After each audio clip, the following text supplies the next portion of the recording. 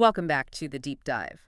Today, we're doing something a bit different, sort of turning this into a high-yield tutoring session for anyone curious about, well, the engine room of a business. That's a good way to put it. We're looking at the CIMA E1 syllabus, specifically chapters 1 and 2. Right. The role of the finance function and the activities of finance professionals. And I know, when you say the titles out loud like that, it sounds incredibly dry, doesn't it? It really does. Sounds like something you'd read to help you fall asleep. But honestly, this is the stuff that matters. If you're in finance, or even just working with finance people, this explains why the function exists. And I think so many people have this really outdated picture in their head of what finance actually does. You mean the whole bean counter stereotype? Exactly. The person hidden in a back office, drowning in spreadsheets, basically being the business police who just says no to everything. Yeah, the Department of No. But that image is just totally obsolete. The modern finance function isn't about looking backwards, scorekeeping what we spent last month. It's about shaping what happens next. The source material calls this moving from a scorekeeper to a value creator. Yes, and that word value is doing all the work there. It's really the heart of chapter 1. The whole point of the finance function is to create and preserve value. Okay, so let's start there, because value is one of those corporate buzzwords that gets thrown around so much it almost means nothing. We need a value add. What does it actually mean? It completely depends on the type of organization. The syllabus draws a really clear line between for-profit companies and not-for-profits or NFPs. Okay, for-profit seems pretty straightforward. If you're working at Apple or Tesco, value means profit, money. Right. It's about maximizing shareholder wealth. So you're looking at the share price, you're looking at dividends. It's tangible. You can point to a number on a screen and say, see, value. But it gets a lot fizzier in the public sector, right? If you're the finance director for a hospital or a charity, you can't just boast about your massive profits. In fact, if a charity has huge profits and isn't spending them, people get very suspicious, and rightly so. Exactly. So for NFPs, the goal is something different. It's called value for money, or VFM. It's all about delivering the best possible service, be it healthcare or education, within the budget you have. And this is where CIMA gives us a brilliant tool, the 3 E's. The 3 E's. I do like a good mnemonic. Break them down for us. Okay, so to measure value for money, you look at economy, efficiency, and effectiveness. Let's test these, because in normal conversation, people use economy and efficiency to mean the same thing. They do, yeah. In the pub, they're synonyms. In the CIMA exam, they're absolutely not. Economy is purely about the inputs. It's getting the resources you need at the lowest possible cost, but, and this is key, without compromising on the quality. So in our hospital example, economy is about buying good quality bandages and scalpels for the best possible price. Perfect. It's bargain hunting. But you can be super economic and still fail. If you buy bandages so cheap they just fall apart, you've actually destroyed value. Okay, so assuming you get good stuff for a good price, that's economy. What's next? Next is efficiency.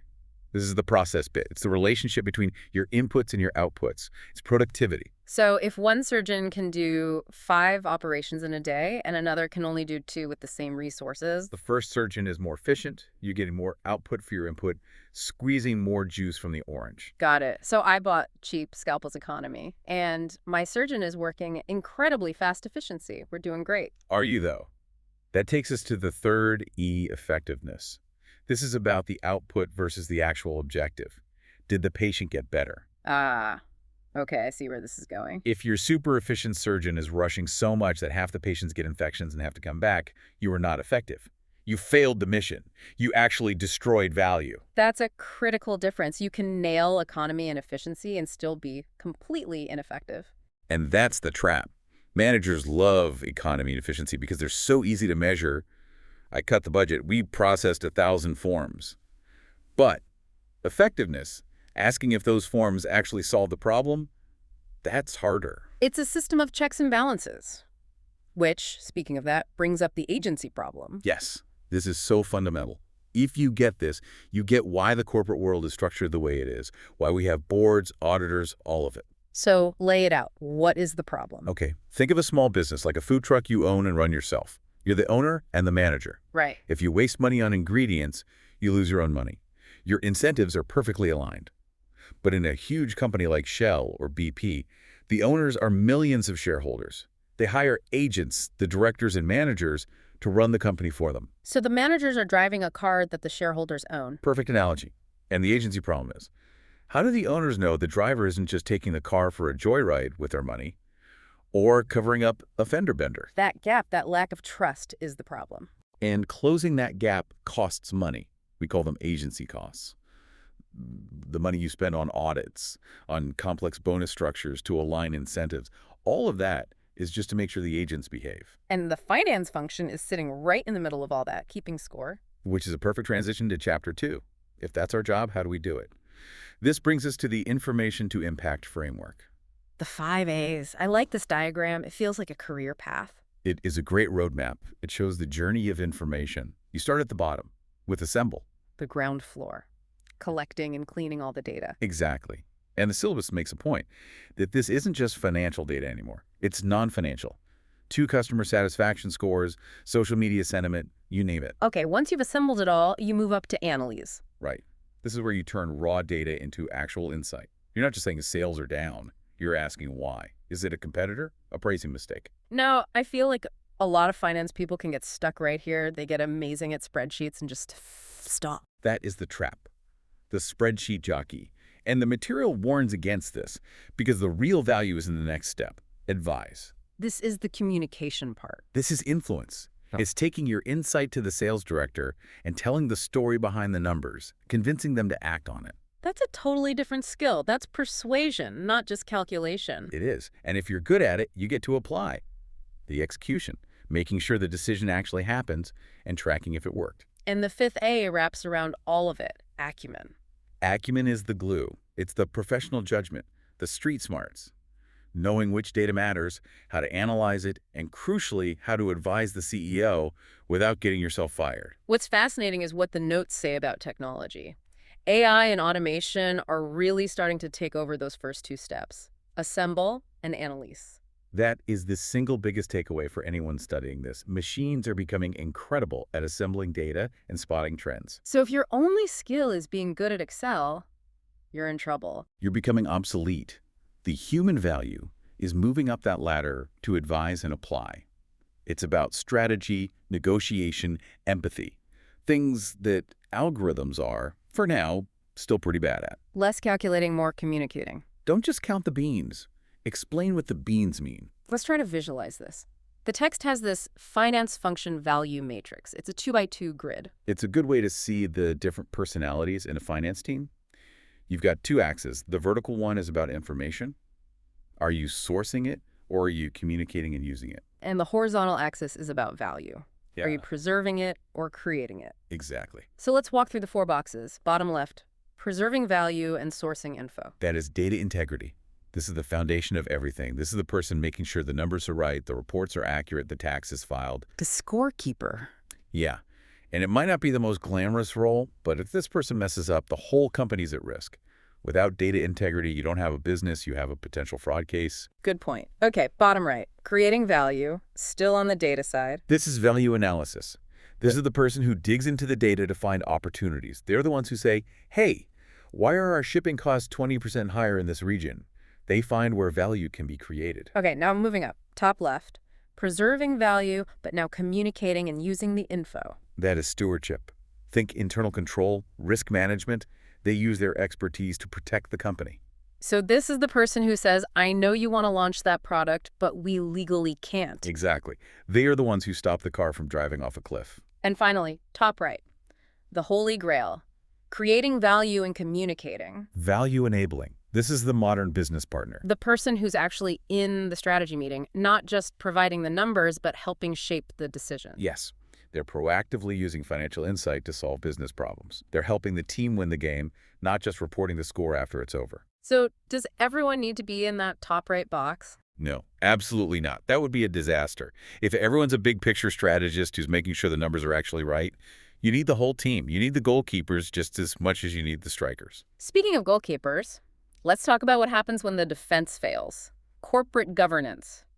Or a lack of it. The text lists symptoms of poor governance. The first one is domination by a single individual. The classic dictator CEO. Yeah. Someone who just bullies the board and treats the company like their own personal piggy bank. There's no one there to say no. And another is lack of independent scrutiny.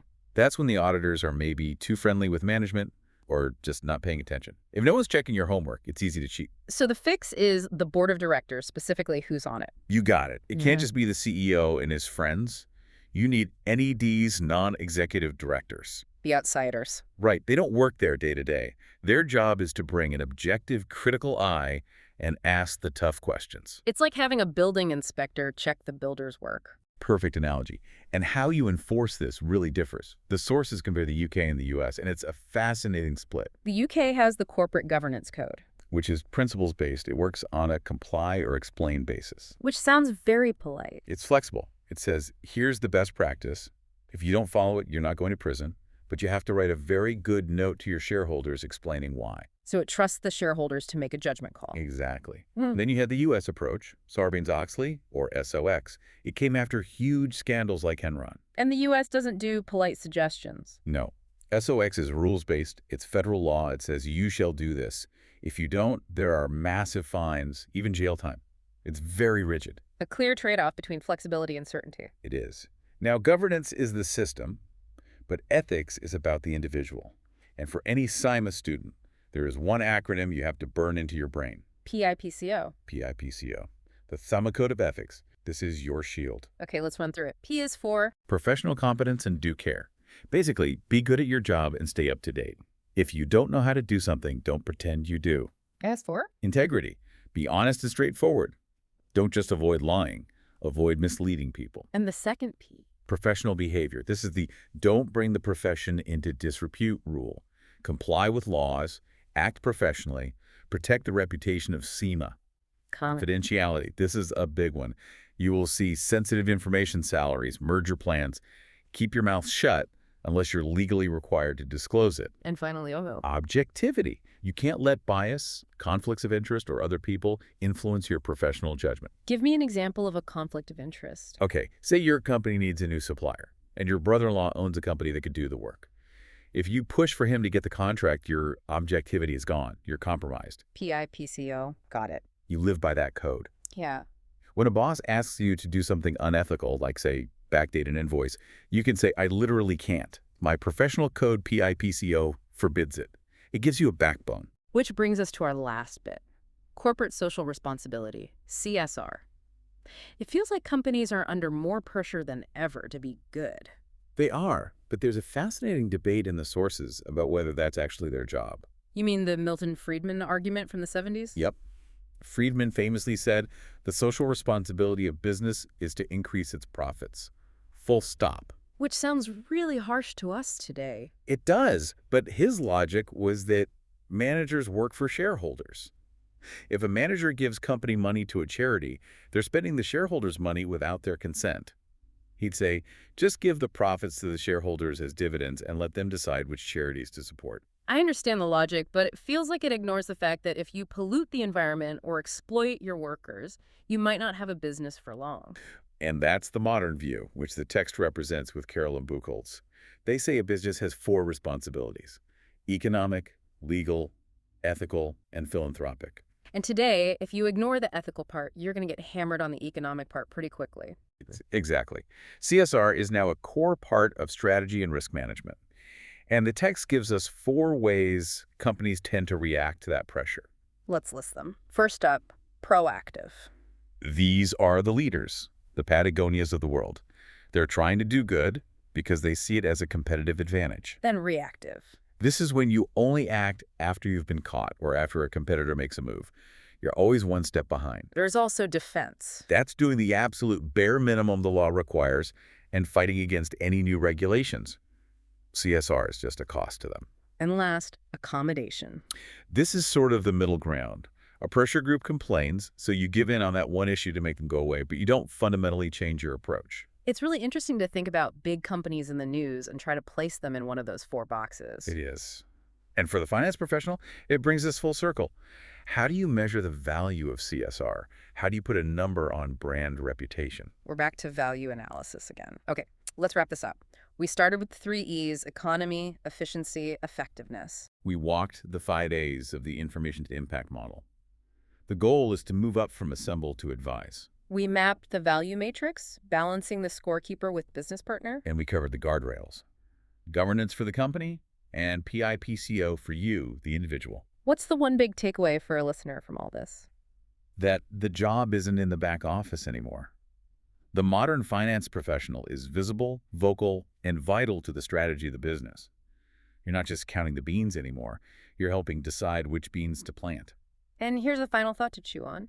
We talked about AI taking over the assemble and analyze parts of the job, leaving advice and, well, ethics to the humans. Right. So if you're using an AI for your analysis and that AI gets it wrong or has a hidden bias, and you then advise your board based on that faulty information, whose integrity is on the line? Yours or the machine's?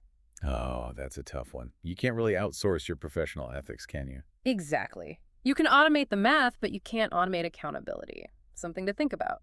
Thanks for tuning into this deep dive. Good luck with the studies.